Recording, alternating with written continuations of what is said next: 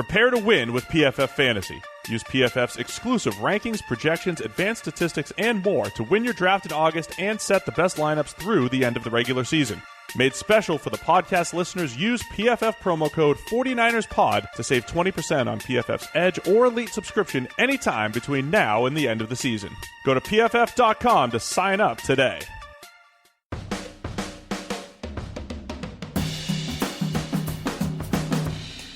You've tuned in to the 49ers Rush podcast, and here is your host, John Chapman.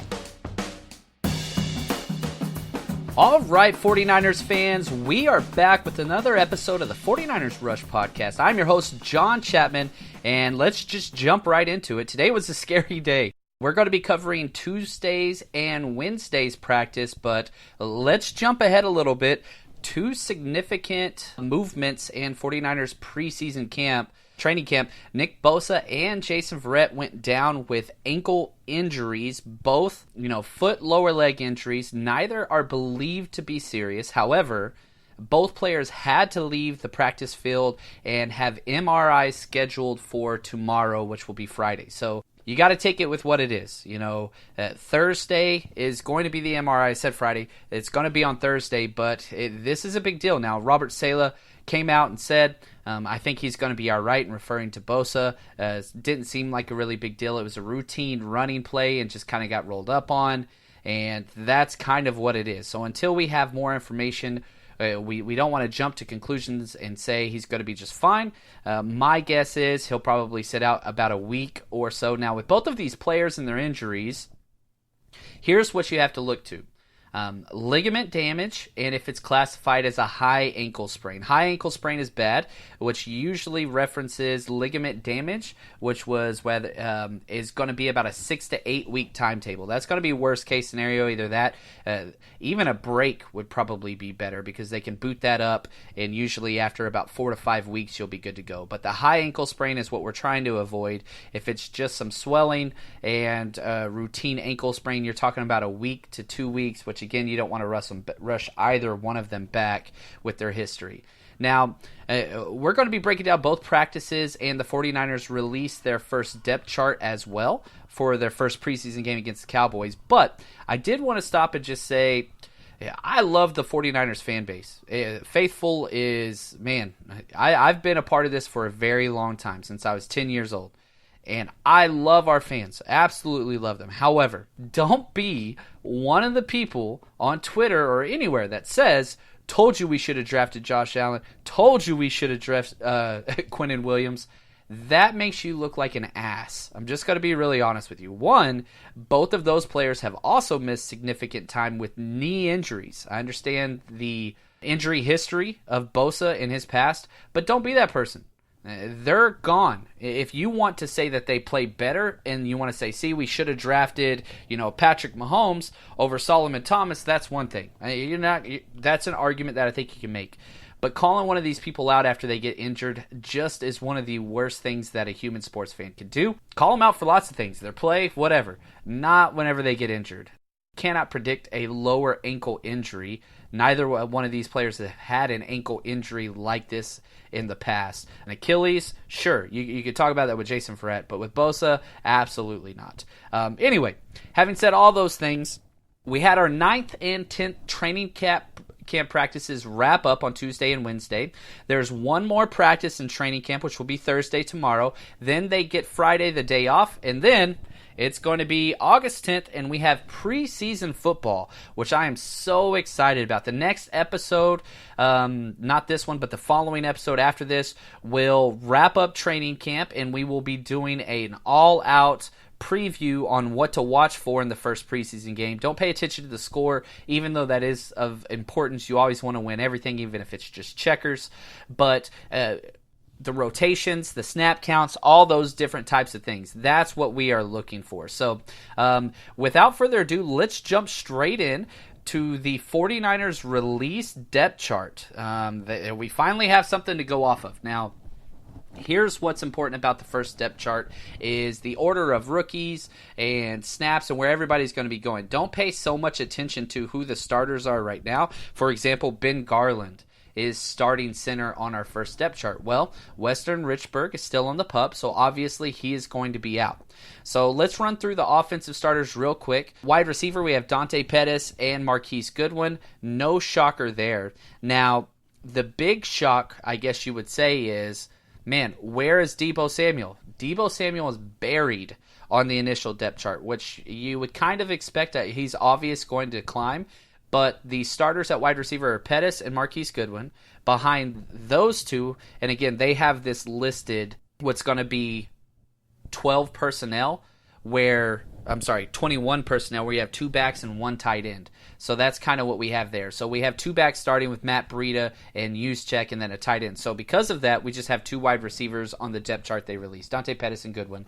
Behind them are Kendrick Bourne and Trent Taylor. So that's the second string there. And then the third string is Jordan Matthews, Deebo Samuel, and then it goes all the way down to Richie James. So those are kind of the third tier, and then after that, it's all the other guys that are going to struggle to make the roster spot. So Matt Breida is listed as the starting running back, with Tevin Coleman, Raheem Mostert, and Jeff Williams listed as third stringers. And if we just look at our offensive line, really it's the same starters: Staley, Tomlinson, Pearson, and McGlinchey, just with Garland in the middle. Now, that backup swing tackle spot, and if you want to know what to watch on the offensive side, it's going to be Sean Coleman with the 2s at left tackle, and it's going to be Justin School with the 2s at right tackle. That's probably one of the most important things. And if once we get to tight end, you have George Kittle, 1, and they have 2 tight ends listed fighting for that 2 spot. Roz Dwelly and Levine Toilolo, and I'm telling you right now, this is Roz Dwelly already won the job. Caden Smith is listed with the third teamers. He's going to have to beat out one of those guys. I don't think he can beat out Ross. He is having an amazing camp. We'll talk about that in a little bit. But that's what we have out of the offense. The quarterbacks are exactly as you'd expect. Jimmy's first, and they have a CJ or Nick Mullens listed with the second teamers, so they don't want to tip their hat there. My guess is CJ Beathard will get the first snaps.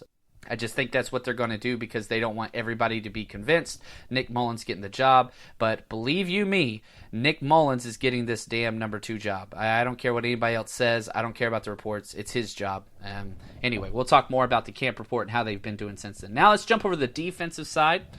Everything's relatively up front, except for the starting front 4 is D Ford and Eric Armstead at the edges, and Sheldon Day makes it onto the starters squad for the first thing, and DeForest Buckner, obviously. Now, I personally, this is shocking to me. Sheldon Day has had 3 amazing days in a row. I'll give him that. I had him buried on my depth chart that I put out, but he's got the most tip balls at the line of scrimmage through training camp so far. I know it's early, but he has played really, really well. Now, behind them, Nick Bosa and Solomon Thomas are listed as edge players, which the defense that they have done so far through training camp is beyond pissed me off because everybody's rotating. DeForest Buckner, for example, played all day today at the edge position. What the hell is wrong with you? You have an all-pro type player that puts up over 12 sacks from the interior position, and you're going to rotate him outside for a full day. Possibly they're just preparing for a doomsday scenario, whatever. But if it ain't broke, don't fix it. I'm sick and tired of the versatile and all this stuff talk from the coaches. Let the people play where they're good. DeForest Buckner alone has proven this, that he is probably one of the best top 3 techs in the entire NFL. Stop changing it. Just let him play. Solomon Thomas still listed as an edge player. What the hell is wrong with you? Anyway, I don't want to get too upset there, but Ronald Blair, Kentavious Street, they are listed as the third stringers, and so that kind of gives you a look at our front 4. They're going to play all over the place. Now, our 3 linebackers, we have Fred Warner, Quan Alexander, and Malcolm Smith, which he didn't play today because of a hamstring. Shocker. I don't think Malcolm Smith's making this team. I really, really don't. But the three that are behind them are Drake Greenlaw, David Mayo, and Elijah Lee. And Mark Nzocha is the odd man out as of right now. So there's quite a race between those four guys. Elijah Lee, David Mayo, Drake Greenlaw, and Mark Nzocha. It seems like Greenlaw is going to be safe because of his draft position, and he's played absolutely incredible through camp so far. But those last three guys, it's going to be curious. My guess is Elijah Lee has the lead right now. But we'll have to see what they can put on film game day. I don't think any of those guys are safe because I don't think they're going to keep more than 5 of those guys. Now, jumping to our cornerbacks. Starting corners are Richard Sherman and Akella Witherspoon. And so that no shocker there. Quan Williams is going to be listed as our nickelback. Now, here's the problem. Quan Williams missed practice last 2 days, which has given DJ Reed a chance. DJ Reed is a hell of a football player, and he has done very well. He transitioned from safety to outside corner / nickel. Nickel is the best spot. So, like, if you were just to say what's best for DJ Reed, he would be a nickel back, especially with how physical he is in the run game and his size. He's the perfect fit there. Now, we have played him. His predominant 2 positions that he's gotten the most snaps at aren't his best position. Surprise, that's what we do here. But I'm very excited to see him. As far as the defensive side of the ball, I will be watching DJ Reed every single play that he's in there because he has a legitimate shot to win the starting role over Quan Williams. Now, Quan Williams is awesome. I'm not trying to bash him. These guys are competing for the nickel and dime role. One of them will be the starting nickel, and the other one will be the starting dime. So they're both going to get snaps regardless. But I will say DJ Reed has a shot to not let this spot go. And we're going to start to see that in our very first game versus the Cowboys. Now, backup corners, Dante Johnson, what the hell, why is he so high? And Jason Verrett. You read all the camp reports, and anytime it's a big play by the wide receiver going deep and having an amazing catch, it's always over Dante Johnson, which we've seen for years. I don't like that he's second on the depth chart, but whatever. Third on the depth chart, Tim Harris Jr. and Greg Mabin. So that's what we got there. If we look at our safeties, we have Adrian Colbert and Jaquiski Tart are starting safeties. Tarvarius Moore and Marcel Harris are backing up. And Anton Exum Jr., Tyree Johnson, and then Jimmy Ward, of course, is still out. So basically, if Jimmy Ward was healthy, you would slide Colbert and Moore back a spot each. I do believe that there is some true competition, and we'll talk about this just a little bit. Robert Saleh had at his news conference talked a lot about Tarvarius Moore every single day. So he's had 3 press conferences after practice, Saleh has, and all 3 questions have been asked. I really do think that Moore can surpass Colbert probably in the next week or 2. I think that is a logical thing, and then we'll have to see what happens. Jimmy Ward's going to be starting week 1 no matter what. I know that pisses you off. It pisses me off, but it's what it is. So also interesting to note, punt returners, we have in order Trent Taylor, Dante Pettis, Richie James. Probably the most depth in the NFL at punt returner position. Those 3 guys are legit. Kickoff return, Richie James is first, DJ Reed second, Matt Breida third. And then that's kind of where we're at as far as just the initial depth chart that was released. So, very curious to see what's going on. Again, I'm going to do a whole episode that just kind of wraps up training camp and talks about what to look for. So, stay tuned for that. That should be out here in about 2 days. It'll probably go out Friday. Now, as training camp has gone, it's been a really fun atmosphere with players dancing, and practice starts every single day with one of the rookies are assigned to go out and hype up the audience right before special teams and Indy special teams get started. And it was pretty funny because on Tuesday, my favorite one so far, Sean Poindexter and Wilson Spate, the wide receiver and quarterback, go out there on the scooters, kind of like the bird scooters that you rent, and they had their stick footballs under their arm and jousted, which was absolutely great. And then today was Malik Henry, the undrafted wide receiver, doing 4 back handsprings in a row and a backflip with ease. That dude is unbelievably athletic. But anyway, I think, and a big reason why I report on those and talk about those, I really do think that it shows how awesome things are at the 49ers camp. A lot of teams don't do stuff like that. And it's very easy to say, no, I don't want you doing cartwheels or back handsprings. I don't want you getting injured. Just focus on football. But I think that it says something that he's allowing these guys to be who they are and to go out there, and the crowd loves it. It gets them fired up, which is a lot of fun.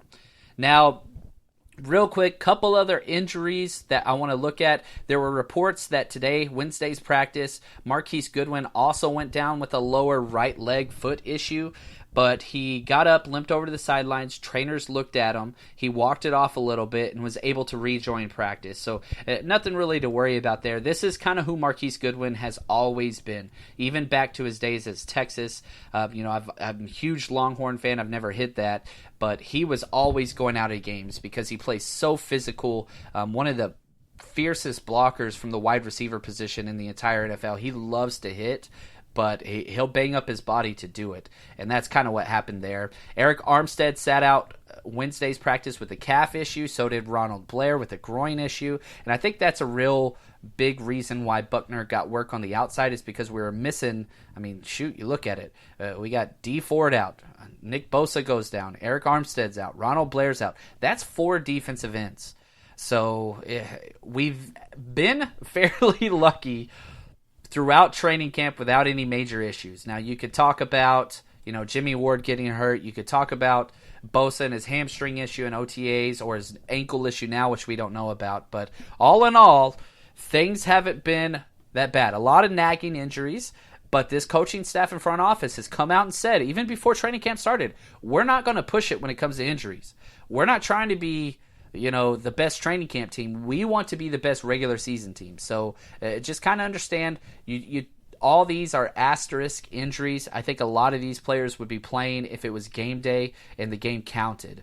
But Malcolm Smith missed with a hamstring, as I said. Quan Williams missed the last 2 practices with a knee issue. And DJ Reed, man, I'm telling you right now, he might not give that spot up. It might be over. It seems like this coaching staff really likes DJ Reed. I think that they like Quan Williams as well, but DJ Reed is the perfect fit. So we'll see if we can get them both on the field. That would be ideal. Jerick McKinnon is now officially off the PUP list. He didn't even have a knee brace on the last 2 days.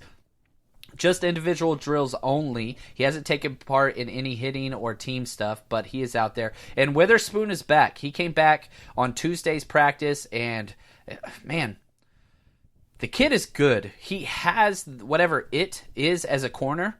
He has it. It's glimpses. Can he put it together on a game day consistently when he has to hit? Because in this defense as a corner, you have to hit. You have to be physical. And it seems like the more he gets hit, the worse his play gets. I'm curious to see if he can translate it outside of OTAs, minicamp, training camp, 7-on-7s, if he can show up and be who he has shown us, but when the pads are on and the lights are on. He won most of his reps in one-on-ones the past 2 days, and man, on Tuesday's practice, the offense was driving and just like completely in control of the defense, and Witherspoon came up with an amazing interception to stop a long drive, and then the next team possession, that changed momentum. This is what turnovers do. We don't know that as 49ers fans, but hopefully this year will change with the pressure up front. And Jimmy Ward, just an update, Kyle Shanahan said the goal is for him to return Denver week, which is week 2. So hopefully he will be returning. You'll see him come off the PUP list, and whenever he does that, basically count down 4 days of just individual drills. This is what they've shown us they've done with everybody else, and then he'll be able to participate fully. So come back the Denver week, probably play the 3rd preseason game, and that would be ideal for him.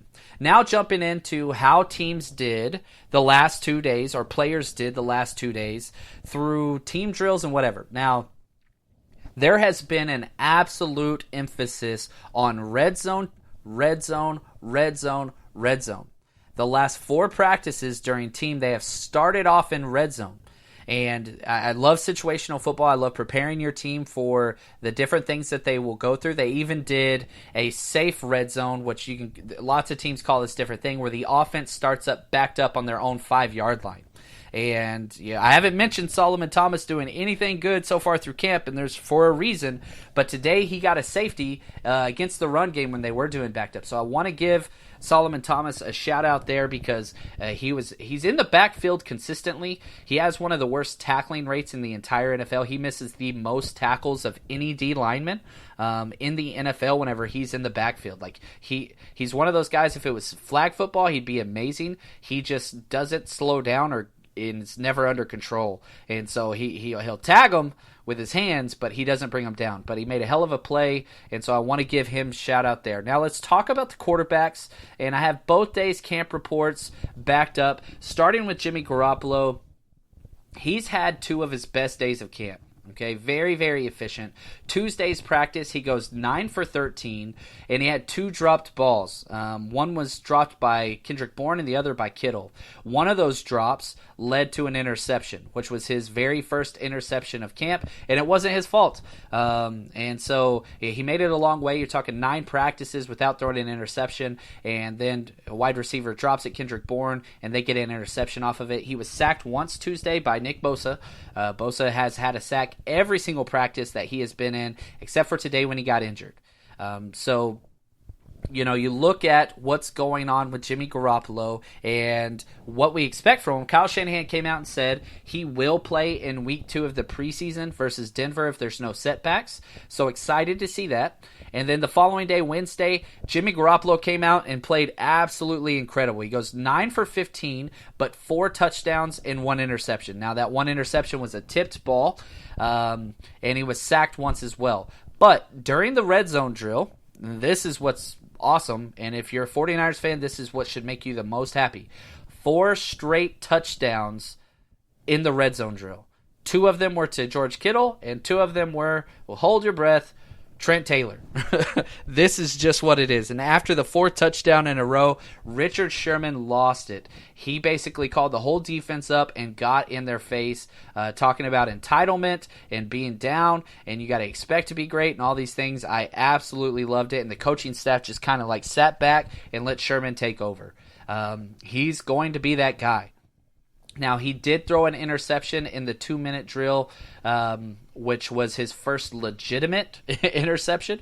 But, yeah, Jimmy G, great days. It's improving. This is very normal. Offense usually starts in a hole, and they work through it, and they keep getting more and more efficient. Now, Nick Mullens.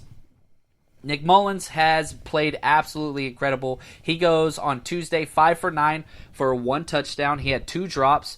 Deebo Samuel had a drop and Ross Dwelly had a drop, but he did have 1 touchdown pass to Deebo Samuel. Then on Wednesday he comes back out and goes 8 for 14 with 1 touchdown pass, and he fumbled a bad snap that the defense got a hold of. Now, there is one thing that I wanted to kind of draw your attention to, and you know, I was debating some stuff about Nick Mullens and his value in the trade market. I want to keep Nick Mullens, but that doesn't mean we shouldn't talk about what a trade would look like. And a listener from Southern Miss, which is where Nick Mullens played college ball, came out and said, hey man, you should look this story up, which I did. And so I just wanted to read this excerpt. I never heard this story. This is whenever Nick Mullens was the quarterback for Ole Miss, and he basically gets hit. And it says, Mullens jogged over to the sideline favoring his right hand. And the trainer went over to check on him. Here's the quote from the trainer. He had a bone sticking out through his thumb. Hobson, the trainer, said with a look of disbelief, I remember I saw the bone pop out, and he said, talking about Mullens, just push the bone back in and tape it. I think I can still throw the ball with that hand. He had a bone. Nick Mullens, Big Dick Nick, had a bone sticking out of his thumb, tells him to push it back in and then tape it. Okay, the medical staff followed Mullens' request. The bone was pushed back into place, and they closed the wound with stitches and taped it. Mullens goes back into the game and threw a 33-yard touchdown pass. And here's what's crazy. All of this took place when they were down 20 points to UT San Antonio. So he did this down 20 points. They don't end up winning the game, but they fought back and got pretty stinking close. But what a testament to BDN, man. That guy, it's hard not to love Nick Mullens. He's a lot of fun. And he has an instant connection, as do most quarterbacks, with Ross Dwelly. There was one part during team that he had 3 plays in a row to Ross Dwelly, and Dwelly led the entire team in catches the past 2 days. Kid's just lighting it up. A last play was for a touchdown in the 2-minute drill. As I said, Dwelly had 5 receptions during team alone on Wednesday. And then we get to C.J. Beathard. He didn't get near as many snaps on Tuesday. He goes 7 for 9, which had a good day. He did have 1 pass deflection by Sheldon Day. And then on Wednesday, very minimal snaps. He goes 3 for 5. Nothing really of significance. No touchdowns, interceptions, or sacks. Now, a couple guys that I just want to run through before we jump off that have kind of stood out.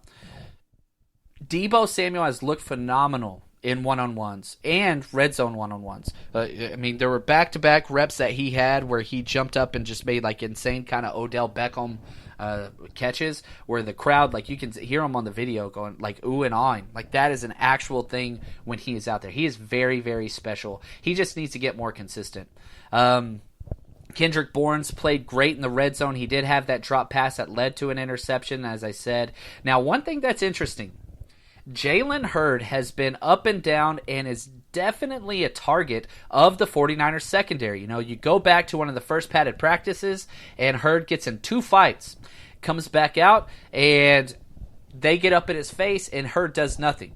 Well, Monday's practice or Sunday's practice, I forget which one it was, they had one of those days off. Hurd came out and just bullied all of the defenders in the red zone. Well, Sherman was off that day. So he comes back from practice and made sure to match up man-on-man with Hurd all the time in the red zone, and he dominated him. Hurd couldn't get off the ball, and Sherman had 3 straight pass defense in the red zone versus Hurd one-on-ones. So I love the back and forth, and this is the thing that Hurd brings out, because he's somebody that's going to piss you off because he challenges your manlyhood. Now, against somebody like Sherman, you don't want to do that. Against somebody like Witherspoon, that's what you want to do because he doesn't like being physical. And so that was one-on-ones, and he responded really well. Jalen Hurd comes out during team. He gets 4 receptions on 4 targets in team for 3 first downs. Absolutely great response. So I love that back and forth. It's a lot of fun.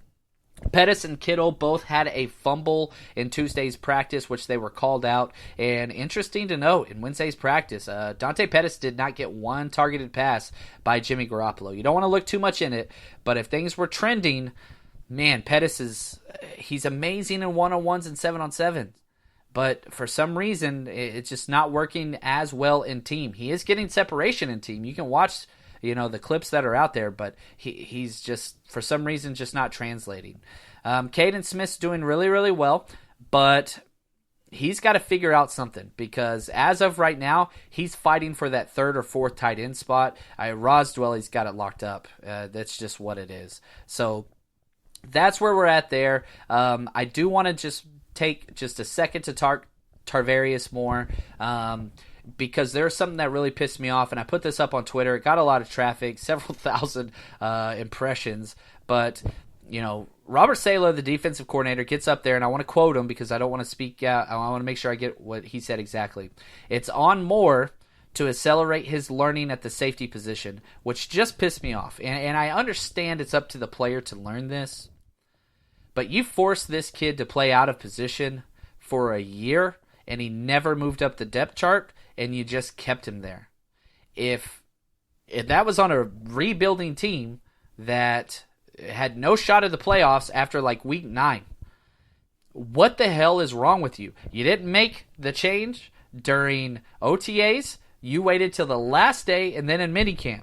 And now you're telling him it's on him, and he took 0 responsibility. Now I understand Jeff Hafley, the former defensive back coach, it was his idea to switch Tarvarius Moore to corner. That's fine. But there's a defensive coordinator, there's a head coach, and there's a GM that could have stepped in and said something. And then Wednesday, Saleh comes back and says, well, he's getting closer to being ready, and he's making it a close competition. But, gosh, man, I don't know why. That just pissed me off. Like, just I get he didn't do well at corner. That's fine. But don't come out and say it's on him. It's not on him. That's on you. Your lack of preparation, your lack of vision, and your lack of personnelling who you have. And the problem, and the reason why I'm so pissed off, is they keep freaking doing it. They just keep doing it. So anyway, I feel better. I got something off my chest. So that's what we got for you today. I hope that you guys will be back with us in a couple days because we're just 3 days away, guys, from actual preseason football, and I'm going to have a lot of stuff for you over the next couple of weeks, so please stay tuned. If you haven't hit subscribe yet, wherever you listen to podcasts, please hit subscribe, rate, and review the show. It helps us out so much. Really appreciate it, guys. Stay strong, faithful.